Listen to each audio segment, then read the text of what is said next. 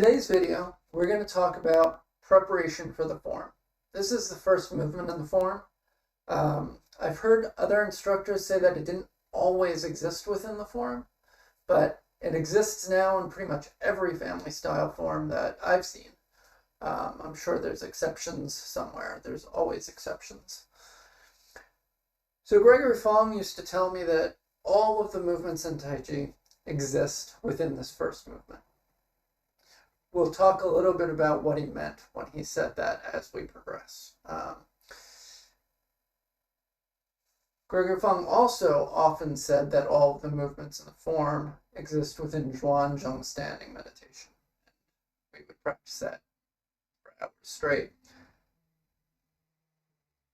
We'll get to that in another video. Let's focus on the first movement in the form.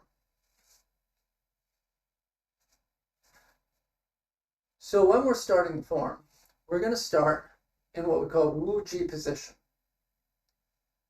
In Wu Ji position, our heels are going to be a little less than a fist's width apart. So if I stick my fist between my heels, it really should not quite fit. Some schools do it closer together. Some schools do it a little further apart. We want it to be just about a fist's width or a little smaller. Feet should just be natural. Don't try to turn them in or turn them out. Just keep them natural. Hands lightly touching the thighs, shoulders relaxed and dropped. Bai Hui, acupuncture point at the top of the head, pulled towards the ceiling. Wei Yin, base of the perineum, pulled down towards the ground. This is the only part of the form where you can close your eyes. And we can start the form here, just closing our eyes. Wu Ji is void, emptiness. We want to be empty. We want to be void. From here, we're going to sink our weight down into our right foot. When our weight's fully lined up, we pick up the left leg, step out, bring it together, and adjust the foot. My hands comfortably here, my armpits are open, my knees pulling towards the ceiling, top of the head towards the ceiling, base of the tailbone, pulling just behind the heels. The spine is engaged, the front is sunk and relaxed. We shift the weight towards the balls of the foot as we bring the arms out, pushing the feet into the ground, keeping the chest sunk even though we're lifting. Pull back. Once we're in a almost seated position, it's going to feel like you're almost seated. We have a slight release and then continue to sink.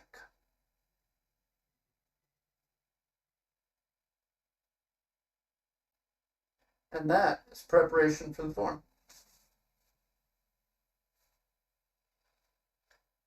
So we'll do it one more time from the front, and then I'll demo it from the side so you can really see what's moving. So we start out in this Wu Ji position. Open our eyes. Sink down into the right foot. Weight should fully be aligned. Step out. Adjust the opposite foot and center. Run through that scan, top of the head towards the ceiling, base of the tailbone, pull just behind the heels, chest sunk, shoulders sunk, armpits open. Shift the weight towards the ball of the foot as you push your feet into the ground, reaching out, weight still firmly into the ground even though your hands have come up. Pull back. Slight release and sink.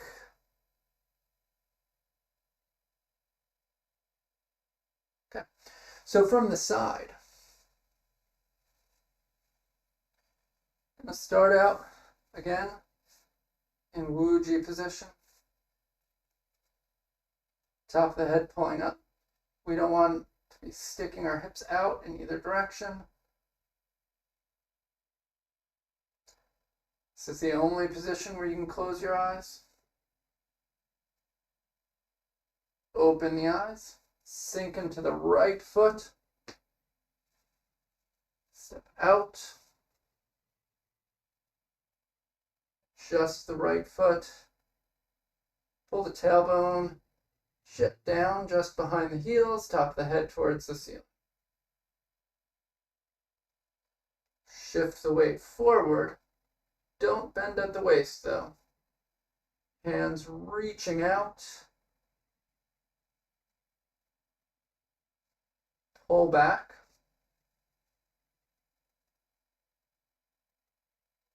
Slight release. And settle down.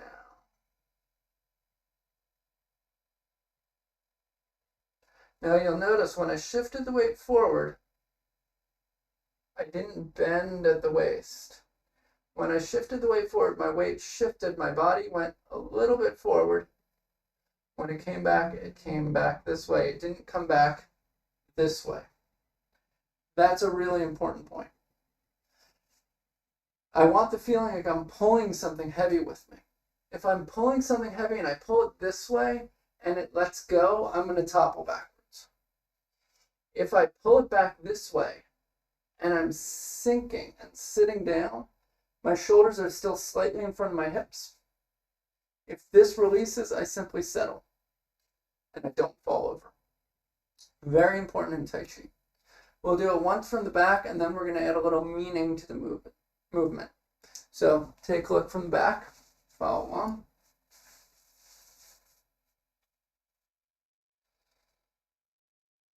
Weight sinks into the right foot. Step out with the left. Just the right foot.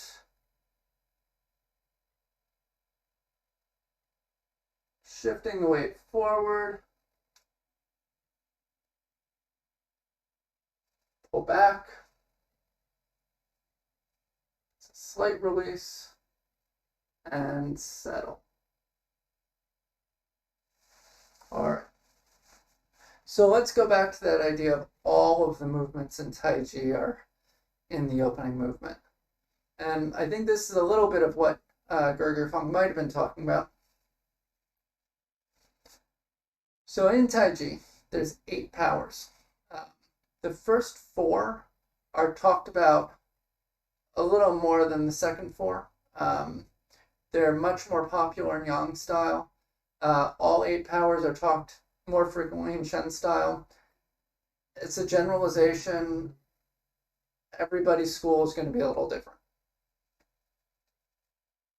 So of the 8 powers, if we get into this position, Peng is the first of the 8 powers. Peng means away from the center. It's expansive energy. It's that movement out, like a ball blowing up from the middle, right? Everything just gets bigger. Each joint, every part of the body is Peng. We expand. We have Peng energy.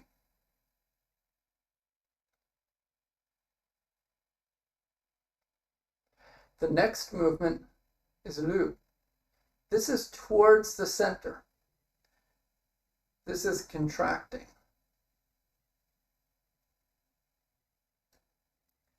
The next movement, Ji, is releasing an arrow from a bow. It's just a moment. We just let go of anything we brought back. And then An is pressing downward.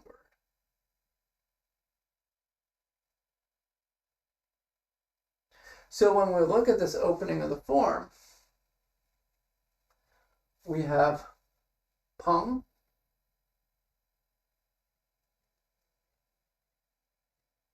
Lu,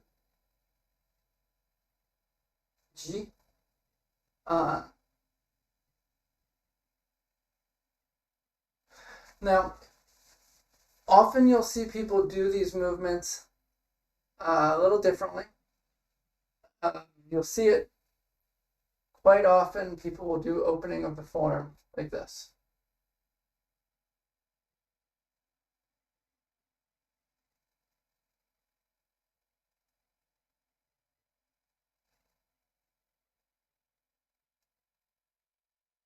Very little body movement.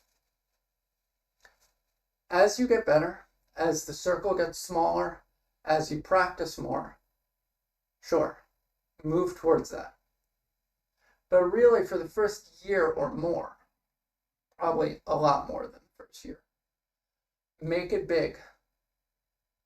Get that outward movement so you can feel it in your body. Feel what you're actually doing, and then condense it and make it a little bit smaller and a little bit smaller and a little bit smaller until this external movement becomes internal. And I know a lot of people are going to say, oh, but it's Taiji, you should start with the internal. And we understand what we mean when we talk about the external part of things. Most of us, when we're starting out, and even some people that have been doing this a while, don't understand what the internal means even. So telling somebody to do internal movement before they've experienced that movement doesn't make sense. So make the movement. Use the whole body to make the movement. Then we'll bring it in. We'll make it more internal down the road. We have to start from a point of understanding. And from that point of understanding, we can grow the understanding. So I told you at the end I'd make it a little more esoteric.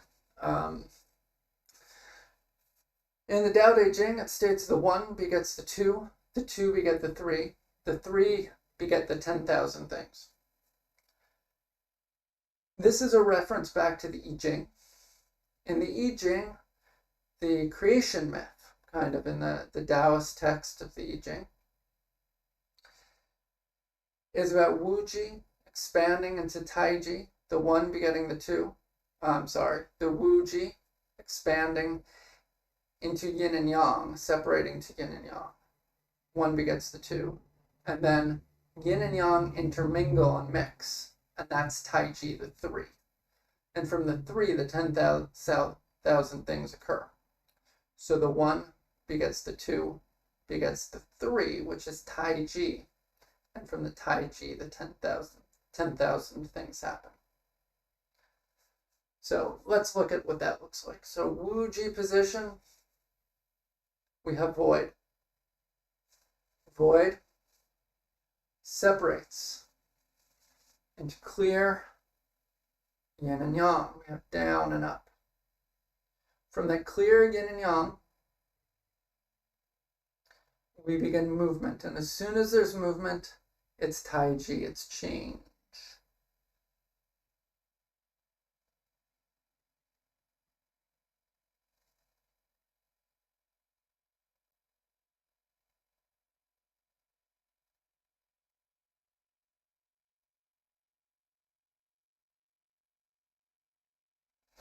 This has been Dr. Mark Parzynski giving you another Tai Chi video. I hope you got something out of it, and I look forward to seeing you in the next video.